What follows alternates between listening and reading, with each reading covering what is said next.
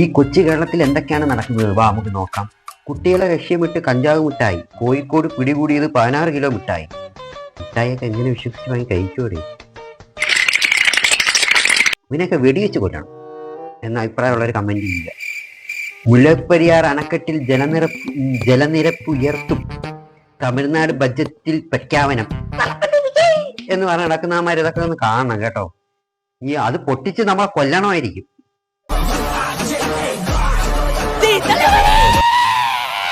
തമിഴ്മക്കൾക്ക് സ്വന്തം നാടിനൂടെ ഇതുള്ളൂ, കൂറുള്ളൂ. അത് നമുക്ക് ഇത് കാണുമ്പോൾ തന്നെ മനസ്സിലാവും. അല്ലെങ്കിൽ നിങ്ങൾക്ക് തന്നെ ആലോചിക്കാം.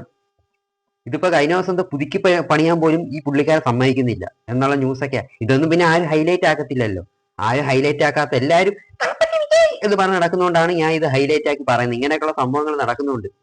ആരാധന വേണം, ആരാധിക്കേണ്ടെന്ന് പറയുന്നില്ല. പക്ഷെ ആരാധിക്കുന്ന ആൾ ചെയ്യുന്ന പ്രവൃത്തിയും കൂടി നമ്മൾ ഇടയ്ക്ക് നോക്കണം.